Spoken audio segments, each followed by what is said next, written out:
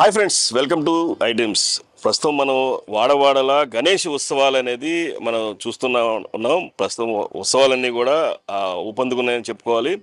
పూర్తిగా మనం ఇక్కడ ఒక స్పెషల్ వీడియో మీకు చేయడానికి వచ్చాను. ఇక్కడికి నేను రాజమండ్రి సమీపంలో గాడాల గ్రామంలో ఉన్నటువంటి వినాయకుని మండపంలో ఉన్నాం. ఇక్కడ మనం ఆకృతి కూడా చాలా బాగా ఇచ్చేశారు.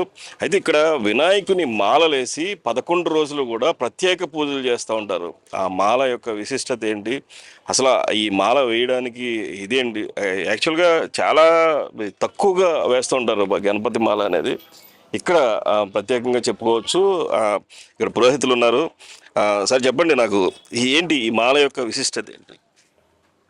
గణపతి మాల అనేటువంటిది నవగ్రహాలలోనూ అన్నిటికీ కూడా ఆధిపత్యం కలిగినటువంటి వాడు గణపతి. జాతక రీత్యా కానీ, నక్షత్ర రీత్యా కానీ, గోచార రీత్యా కానీ ఏ దోషములు ఉన్నప్పటికీ కూడా పరిహరింపబడడానికి గణపతి యొక్క ఆధిపత్యం ముఖ్యం.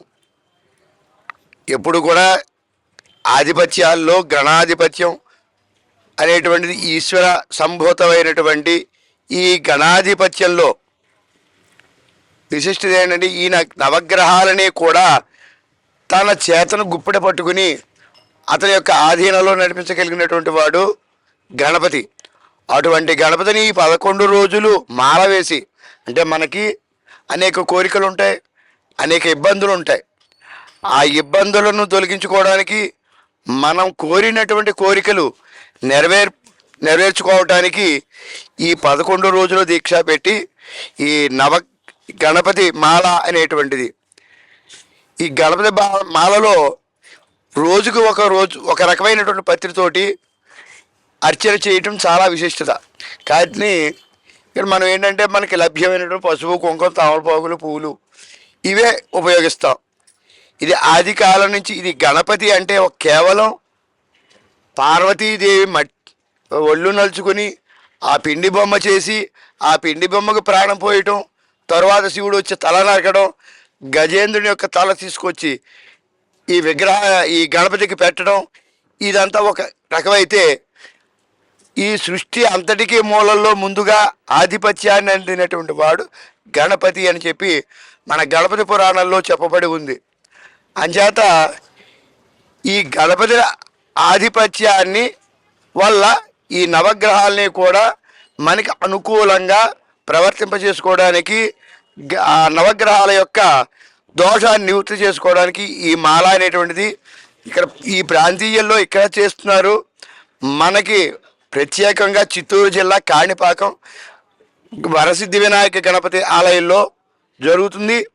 అలాగే మన అయినవెల్లి మండలం అయినవెల్లిలో కూడా ఈ మాలాధారణ అనేటువంటివి జరుగుతూ ఉంటాయి. ఇది ఈ నవరాత్రుల్లోనే కాకుండా విడిగా కూడా చేసుకునే వాళ్ళు ఉన్నారు.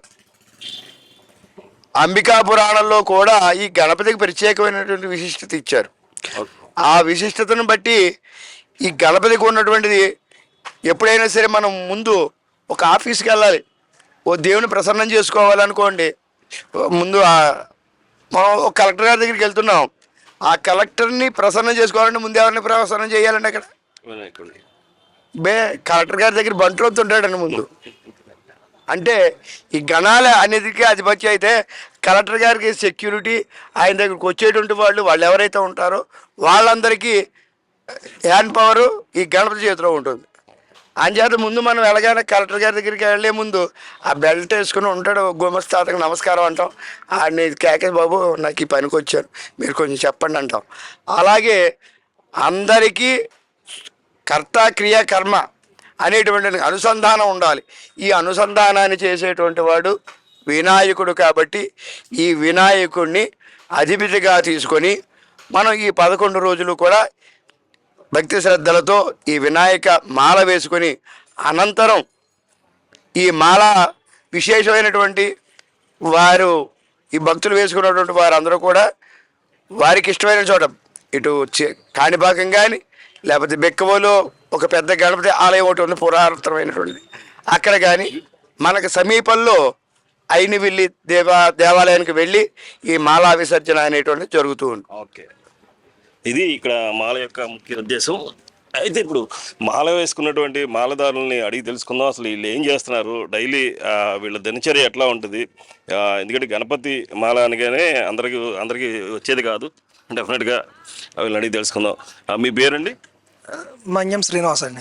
శ్రీనివాస్ గారు, చెప్పండి అసలు ఏంటి ఈ మాల యొక్క ముఖ్య ఉద్దేశం ఏంటి, ఎందుకు వేసుకున్నారు, ఎట్లా ఉంటుంది మీ జీవనం? సమస్త భక్తజనులకు గాడాల గ్రామం నుండి వినాయక వెంకటసాయి ఆలయం వద్ద నుండి నమస్కారములు తెలుపుకుంటూ, వినాయకుని యొక్క ప్రత్యేకత దేవుళ్ళు అందరిలోనూ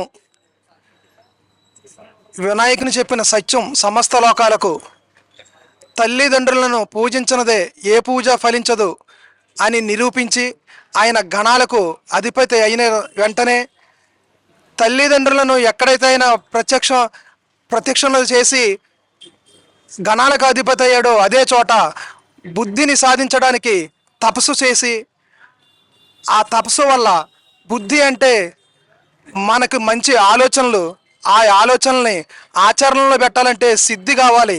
సిద్ధి గురించి కూడా తపస్సు చేసి బుద్ధి సిద్ధిని సంపాదించి ఈ సమస్త లోకాలకు గణపతి దేవుణ్ణి ఎవరైతే పూజింతారో వాళ్ళందరకు బుద్ధిని సిద్ధిని ప్రసాదించే దేవుడిగా వరాలు జల్లుతూ వయసు రాగానే అల్లరి చిల్లరగా తిరిగే పిల్లలందరినీ బుద్ధిని ప్రసాదించు, వినాయకుని పూజించిన వారందరికీ సిద్ధిని ప్రసాదిస్తూ ఆయన చేస్తున్న ఈ లోక కార్యం ఎంతో గణనీయమైంది. అందువలన ఈ గాడాల గ్రామంలో గత 39 సంవత్సరాలుగా వినాయకుడిని పూజించడం మొదలుపెట్టిన తర్వాత ఈ గాడాల గ్రామం ఎంతో అభివృద్ధి చెందింది. ఆ వినాయకుని మాలలు ఒక 8 సంవత్సరాలుగా ధరించడం జరుగుతుంది. తెల్లవారుజామునే 5 గంటలకు లేచి స్నానాలను ఆచరించి ఆచరణలతో పంతులు గారు చేసే పూజలతో నిష్ట నియమాలతో ఆ దేవుణ్ణి పూజించడం వల్ల బుద్ధిని సిద్ధిని ఆ దేవుడు ప్రసాదించి ఈ ప్రజలందరినీ క్షేమంగా చూస్తారనే నమ్మకంతో మాలలు వేయడం జరుగుతుంది.